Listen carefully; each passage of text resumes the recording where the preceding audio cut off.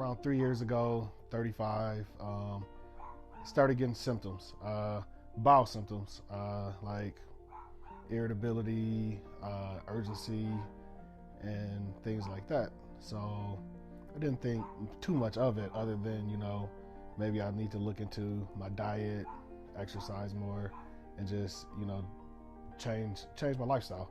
So I did that and it did help, but the symptoms still, as it helped, symptoms still were there, just not as bad. But then bleeding started, and around the fall of that year, I went in to and brought it to my doctor's attention.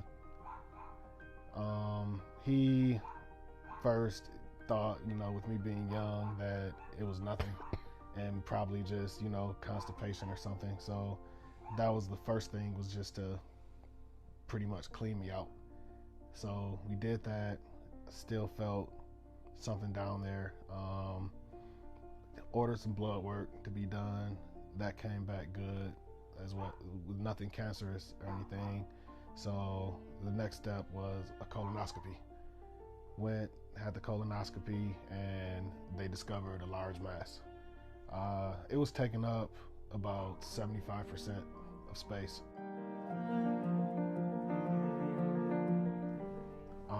And then it was concluded that it was cancer, colon cancer.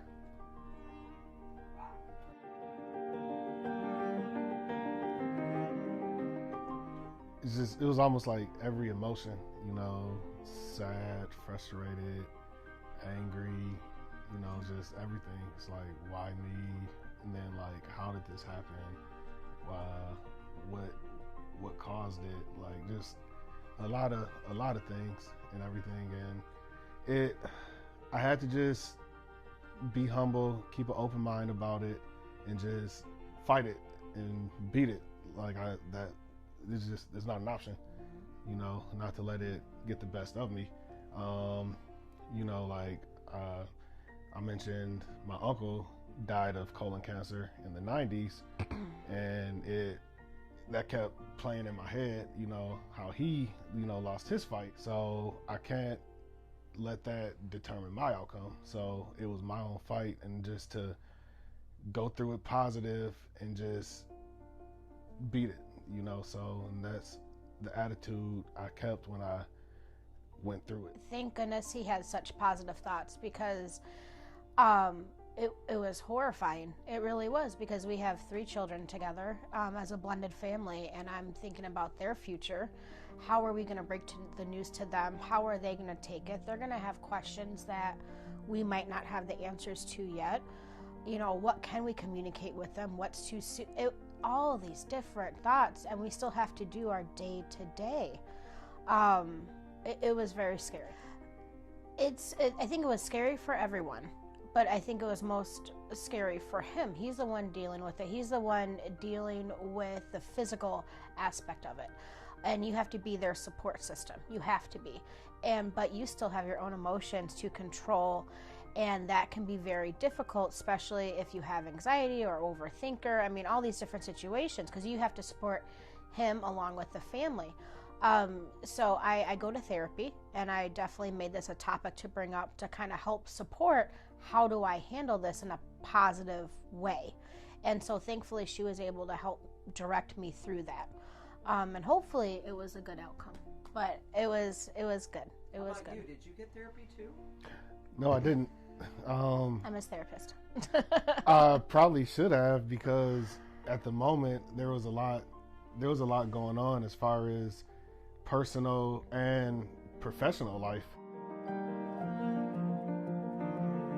The company I worked for just suddenly was shut down and everything, which honestly was a blessing in disguise, just because it allowed me to take time off and just solely focus on treatment and stuff. But regardless, there's still, eventually I'm gonna have to get back to work, find another career and everything. And I was at that place for 12 years working, and I have a degree in that field and everything. So in a sense, my job started defining me. It was like my world. So it was a lot going on and a lot of stress to manage and handle. But like I said, I had to prioritize and put the treatment first, just because it was temporary, but it was first priority. And work understood that as well, and they were very flexible and lenient with that, and allowing me to just any time needed or whatever, just to take. So you got diagnosed, then you lost your job because the company got shut down. Correct. And then the pandemic hit. Correct. And the shutdown was mid-pandemic. So yeah, it was a mess. I was staged at stage 3 with the tumor, and there were a couple, I think 2 to 3 lymph nodes affected by it and everything. The initial plan was with the surgeon to have it removed, and it was a low tumor. It was in my rectum, so it was so low to where it was more of a possibility that I would need a bag for the rest of my life. And so after the conclusion of treatment, it determined that I didn't need the bag, because he was able to refer me to laparoscopic. And that was a big lifesaver, because I had planned for a bag because that's what I thought was going to happen. So it was really good news. But I mean, if I had to have it, I had to have it. I'm alive. Who cares? I did have a bag for 2 months as everything healed, but we would plan summer vacations and like camping and Cedar Point at one time, and if he has a bag, I mean, then we have to think about, okay, how's that going to react in water? How maybe he doesn't want to tell people he has a bag, and there's some type of feeling of shame there. How do we deal with that? It changes your whole day to day and Yeah. everything. The things you take for granted. You don't think about things like that until it happens. Like a simple task. Yeah, the reality of everything. Yeah. Yeah, exactly. Until you don't have it anymore. We would go like, let's go to South Haven for the day, and right away he was like, he would want to come, but I mean, the sensitivity with the sand on his feet, the cold water, and then also too having a bag that puts a lot of limitations. So now he's missing out on things because everything's changing at once. And then what about the pandemic? What about you have 8,000 thoughts running in your mind. Now you have to worry about, well, I can't even do these simple tasks. I have to adjust to this now too. Yeah, and going back to she mentioned South Haven, I can fully reflect on that. That was during, and I was taking chemo or whatever. So I started chemo. It was in the winter, and I did it through the spring. I believe it was 6 treatments. It may have been more, but I for sure remember 6. But the chemo gave me a sensitivity to cold, and so you have the hands and feet and your touch, to where I have to wear gloves to get something out the refrigerator. I have to drink lukewarm fluids, just every little thing that you might not think of. I mean, I remember us going for ice cream one time and not thinking about it. And, I took a big spoonful of ice cream, and then like, oh man, as soon as it went in my mouth, it was crazy. Well, we go on these little adventures with the kids, or decide to do something fun to almost get our minds away from it. And then we're kind of just reminded, there we go again, and it just is a little bit of a downer. Yeah, so like with the South Haven and the water, I mean, and with the side effects of the medication, no direct sunlight, and plus 2, it's Lake Michigan, so I have cold sensitivities to water.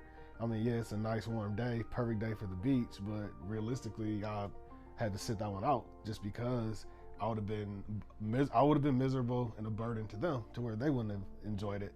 So there was a lot of alone time and isolation, just because too, I didn't personally want to affect others or whatever, with what I was going through. It was chemo, which was a oral pill plus infusions, and the six treatments, and then it was followed by radiation, which was roughly 30 treatments with Dr. Mancini, and then following that was the surgery. Took roughly a couple months just for my body to kind of recover from the radiation, and then I had the surgery January 21. You know, starting out, it was okay, you know, for what it was, but you know, I'm a pretty strong person, can handle a lot of pain and everything, but you know, I had to just fight through it because it did progress and get worse, you know, the chemo and the radiation.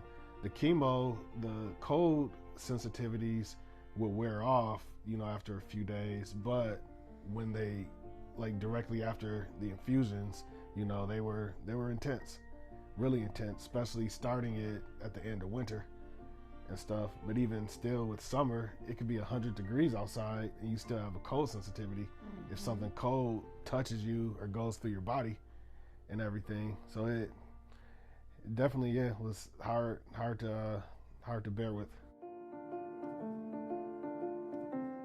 My great uncle, he had colon cancer. My grandfather had prostate cancer, and my grandmother, my dad's mother, had ovarian cancer.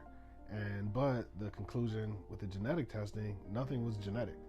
You know, they did recommend, you know, my sister get tested and, you know, screening, and my son get early screening in life and stuff. But as far as it being genetic related, it wasn't.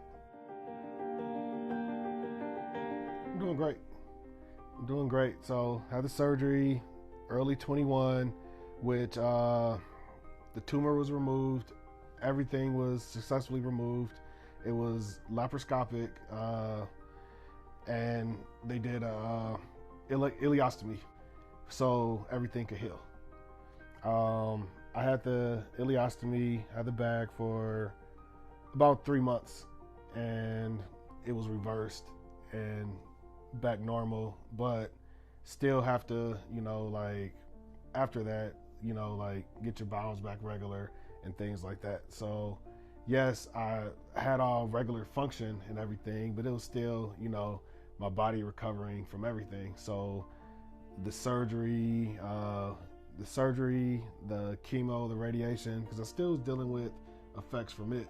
I still have like but neuropathy in my hands and feet. It's slowly phasing out, but I mean, I could honestly care less just because of the whole fact I'm still here, you know, so that I don't really worry about that. I just block it out, but yeah. How are you doing, Lauren? Good. It felt like 100 pounds lifted off our shoulders. The day he had surgery was very scary. Because of the pandemic, there could be no visitors, so that was very difficult. It was just us and his family just waiting on a phone call all day, and I felt bad for him too because he had to go through this procedure alone. It's already difficult going through everything else alone. Now here's the day that we've been looking forward to, and he's alone through it. And two, the procedure was 11 hours. It went quite longer than expected. So I remember to this day getting the phone call from Dr. Lou and saying, hey, it went a little longer than expected, but he's fine, everything's fine. It was great. I took the kids and we went shopping afterwards. I called your parents. I was like, everything's fine. I talked to his sister. It was the best phone call that everything went fine because that day. But afterwards we went shopping, we went out to eat because it just felt like this sigh of relief. Thank you. It's done. And, you know, and we just crossed our fingers from there. That was a big day. It was a big day. There's nothing that can be done but early screening. More awareness. I think that males typically, they have this mindset of, nope, I will be fine. We don't need to go to the doctor. Especially, I think, for this type of screening, it's not something that you wake up and, I'm excited to get looking forward to. And it's embarrassing for a guy. It is. And for males, they don't want to have to go through it. But really, though, it could save your life. Yeah. You know, like it starts with a polyp, And with that, it can be detected, and and boom, it can be handled. Just get screened. If you have symptoms or anything, don't be afraid to just get screened. There's no shame in it. Yeah, no shame at all. Do not ignore the warning signs. It's your body trying to tell you something, and if you ignore them, it could possibly be too late. And say you get the signs and you push it off a couple years, and then you say you do get screened, and then you're at a stage 4, and there's really not much you can do. To where if you would have just not ignored it and went in, been persistent and just went in early, you could have been a lot different. I think it is scary when you do get those warning signs, though. It is scary. And you don't want to go get checked because you don't want to know the answer. So I think the easiest way out is you ignore it and hope it goes away. But really, I think what's most scary is you go in and it is too late. And you have to prepare for other things. So I think you just have to kind of take a deep breath and just go for it. It could save your life.